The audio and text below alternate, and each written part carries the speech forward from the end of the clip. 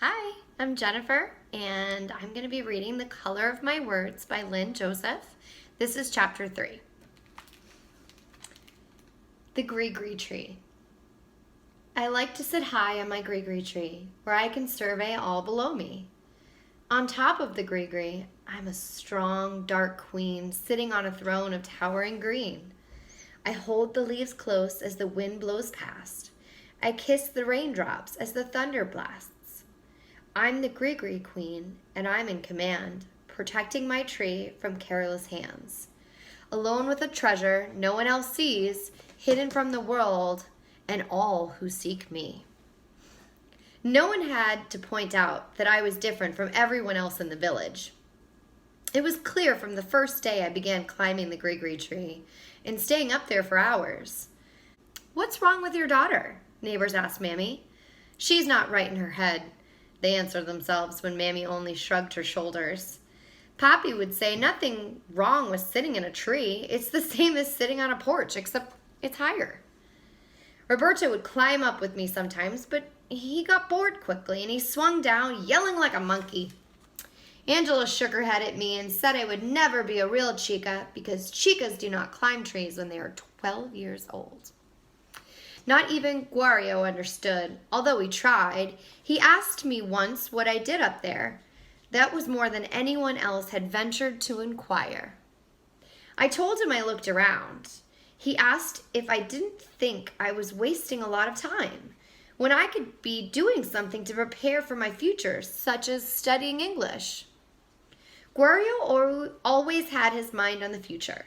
Sometimes I think he was tormented by all of us who didn't particularly care about what tomorrow was going to bring.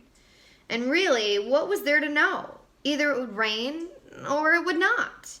But it was definitely going to be hot. And Mammy was going to cook, and Pappy was going to sit on the porch, and the radio was going to play merengues all day. That was for sure. Besides, I already knew what I wanted to do in my future. I wanted to be a writer. But only Mommy knew that. If I told Guario, he would say I was unreasonable. If I told anyone else, they would laugh. But in my gree tree, I could be anything I wanted to be, even a writer with words for everything I saw from my leafy green hideout. I could see the ocean glittering silver in the sunlight. I could see people trudging along the dusty road from Sosua, some balancing buckets of water on their heads. I could see boys playing baseball in the schoolyard with a tree branch bat and a rubber band ball. I could see the river meandering over the rocks, hungry for rain, far off in Puerto Plata. I could see Mount Isabel de Torres, a green giant with misty white curls dancing round her head. I could see the sleepy lagoon and the sad little homes of the lagoon people. I could see the birds that flew past my gree, their ruby and gold velvet feathers shimmering on their tiny bodies. I could see the rainbows that glowed in the sea sky after a rain passed. I could count the sunset roses in the Senora Garcia's backyard. I could see my teacher climbing the hill near her house. And I could see Poppy sitting on the porch, nodding off to sleep. Then one day I saw something that I had never seen before, and I was so scared that I almost fell out of the tree.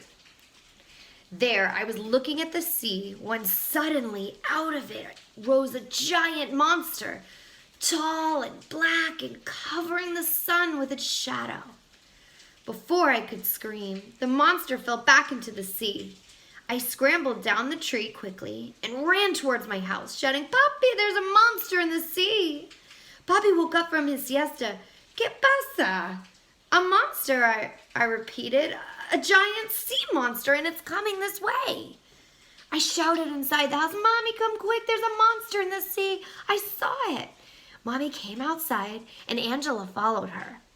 They were drying their hands from washing the lunch dishes. Everyone looked at me as if I were crazy. "It's true," I said, jumping up and down. Mommy made me sit and describe exactly what I saw. Before I had finished, Angela shouted my news to her best friend walking by.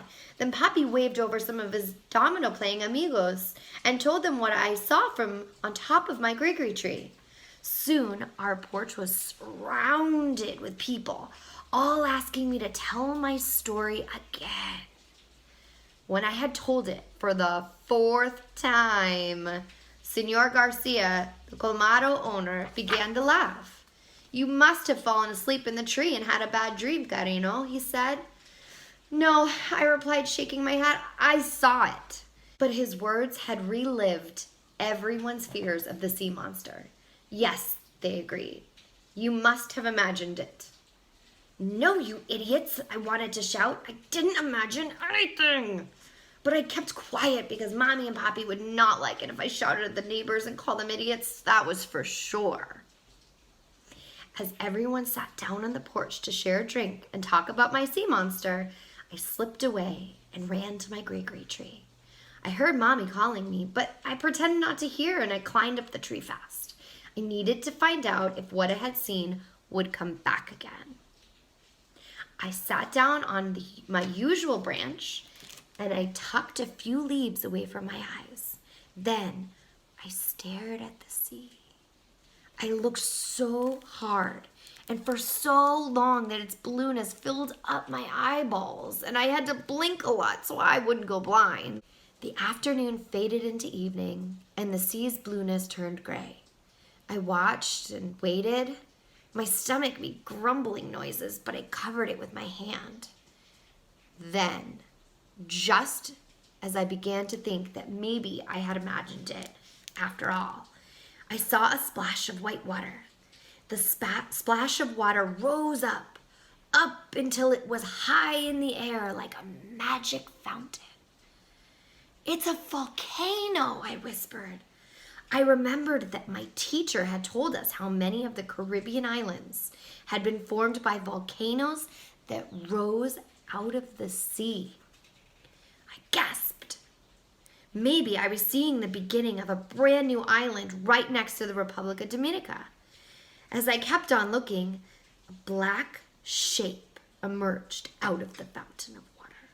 It rose and turned as if it was doing a dance.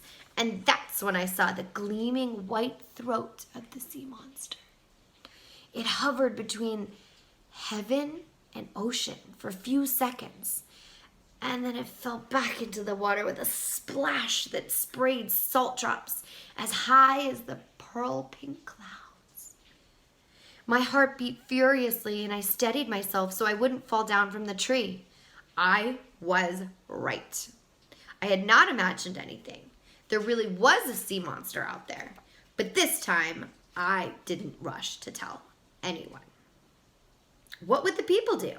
I wondered. Would they try to find it or maybe kill it? Somehow, although I didn't know why, I could tell that the sea monster was not dangerous. It just wanted to swim and splash and jump out of the sea the same way I jumped over the waves. I climbed down the tree and went home. The first thing I wanted to do was eat, but people were all over the porch talking wildly. "We saw it, Ana Rosa," they shouted. "We saw that big sea monster of yours." Poppy was busy handing out glasses, cups, and small jars, anything that could hold a spot of rum and coke. Mommy was passing around a plate of dulces, a sweet milk candy that I love. She must have just made them because they were still warm and soft. Children were carrying huge plates filled with different foods that their mothers had made. Angela was directing them to put the food here or there on our big table. I saw plates piled high with arroz con pollo, platanos fritos, and patatas fritas. Senor Garcia apologized over and over to me. About 100 people were gathered on our porch, in the yard, along the roadside, talking about the sea monster. "The tourist high season is coming," said Senor Rosa, who owned a Jeep that he rented to tourists. "We can't let anyone know we have a sea monster hanging around Socia Bay. We can't let anyone know we have a sea monster hanging out around Sosua Bay." "But why not?" said Senora Perez, who sold paintings by the beach. "It may be a tourist attraction. Plenty people may decide to come here just to see it." Half the folks whispered, "He's right," and the other half said, "She's the one who's right." It looked as if we were going to have a big debate on our porch, just like the ones that take place when it's a presidential election year. The way everyone was carrying on, soon we'd have people writing merengues about the sea monster, and there would be sea monster fiestas all over the place, just like during the elections. I shook my head, and I just listened to everyone as I ate a plate heaping high with food. That poor sea monster, I thought. Then the people began to make a plan. When Dominicans get together and decide to make a plan, watch out. Because there are plans and then there are plans. And this was definitely a plan. The first thing the people decided was that someone had to keep watch over this sea monster. Well, everyone looked around to see who would volunteer. That's when we knew the plan would not work because no one wanted to do something so stupid as to go down to the sea and watch for the sea monster. It was Angela who got the bright idea that since I saw it first, I could keep watch over it from my greenery tree. Everyone turned to me and nodded their heads. Finally, a good reason for her to be up there all the time, I heard Senora Garcia whisper. Papi was looking at me and nodded his head, proud that his daughter was selected for such an important job. I said, okay, I would do it. Then the plan continued. Half the people wanted to make signs and announce that Sosua Bay had a new visitor and it was a one-of-a-kind sea monster. The other half of the crowd shook their heads and said, no, it was too obvious. We must be subtle about a delicate matter like this. We must make up a wonderful story about this sea monster. Give it a name, make it a friendly monster, and then tell the world. Otherwise, all we will do is scare everyone away from this side of the island. She had a point. A story about a sea monster was much better than a big billboard with an arrow pointing this way to sea monster of Sosua Bay. The idea of it all made me giggle. Wait until Guario came home and heard all of this. I could hardly wait for him to return from the restaurant. Well, said Senor Rosas, what will we name the sea monster? And who knows how to write a story about it anyway, asked Senor Garcia. Senor Perez shrugged her shoulders. I don't know how to write too good, but I could make up something. Then Mommy, who was usually quiet during these kinds of discussions, spoke up loud and clear. Ana Rosa would be the best person to write a story about the sea monster. I was shocked.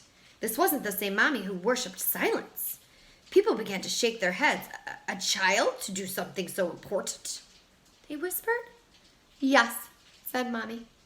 Let us give her a notebook to write in, and she will write us a story about the sea monster. If we don't like it, someone else can try. The way Mommy said it, so definite and firm, made people nod their heads in agreement. Well, it doesn't hurt to let her try, they said. So Senor Garcia went and brought back a notebook from his colmado. Mommy gave it to me and her hands were cold like the river. While the grown-ups stayed up late on the porch, talking and drinking and eating, I went inside and began to write a story about the sea monster. First, I tried to give him a name, but I couldn't think of a good one. So instead, I thought about what he looked like. Then I imagined what he must feel like living all alone in the sea, different from all the other sea creatures. The fish and animals in the ocean were probably afraid of his huge size and his big nose and his long swishing tail, and they probably didn't want to play with them. Maybe they whispered about how strange he looked, but the sea monster wanted a friend. Deep down, I understood exactly how the sea monster must feel. I began to write. I wrote page after page in the notebook the people had given to me. When I was finished, it was almost midnight. I went to the porch. Everyone was still there, laughing and talking, and some were dancing to the music on the radio. Children were asleep on their mothers' and fathers' laps. Some of the bigger children were sprawled out on a blanket on the floor, and the merengue music was a background lullaby for them. When the people saw me, they got quiet. Someone turned off the radio. Some woke the children on their laps. Poppy moved his chair and put his arm around my shoulders. He led me to the front of the porch. Then everyone watched me and they waited. I stood there trembling, holding that notebook with my story close to my heart. I knew right then that this was it. The whole world would find out about me. I stopped thinking. I just started to read. I did not look at anyone, not Poppy, not Mommy, or Angela. I read and I read until I turned to the last page of the story. There, the other sea creatures invited the lonely sea monster to a big underwater fiesta, even though there's no one else like him around. Even though he is so big that he knocks over many of them with his big nose and tail. And the sea monster is so happy that he leaps out of the ocean, sending sparkling waves all around him in a giant ring of light. I looked up then, and I saw many things at once. I saw Poppy sitting on the edge of his chair, strange and silent. I saw Mommy with her hands folded and her head bowed as if praying. I saw the neighbors smiling and nodding their heads. Then I saw Guario, who must have walked up the edge of the porch while I was reading. It was Guario's face I focused on. He was smiling. My big, strong brother, worried about our future. My serious Guario, who almost never smiled, suddenly let out a loud whoop and grabbed me up. He spun me around and around. Little sister, I am buying you a new notebook every month. No matter what, he shouted. I closed my eyes so I wouldn't start crying there in front of all the neighbors. Guario always kept his promises. I would be able to write everything down now. Everything I thought or dreamt or felt or saw or wondered about. I was so happy I thought I would leap as high as the sea monster. Then, in the background, I heard clapping. The people had stood up from their chairs and they were clapping for me. I heard shouts of how great my story was, and people congratulating Poppy and kissing Mommy's cheeks, telling them how lucky it was that I was so smart. I heard Mommy saying it had nothing to do with luck. I grinned and went over to her. She put her arm around me and squeezed my shoulders. You're going to write many stories, remember, Clara? She whispered in my ear. It was the happiest night of my life. We all forgot about the sea monster until the next day. Over the radio, a news broadcast announced that one of the humpback whales making its way from Samana Bay for the annual winter mating season had gotten sidetracked in Sosua. But Sasana Bay is only a 2-hour drive from here, said Poppy. Well, the poor whale doesn't know how to drive, Mommy teased. For 2 weeks, our humpback whale jumped and frolicked about in Sosua Bay until finally heading east to Samana to join the other 3,000 humpbacks that go there every winter. But while he was in Sosua, I watched him every day from my gree tree. The beautiful black and white sea monster had helped me make my dream come true. I loved the whale, and I named him Guario.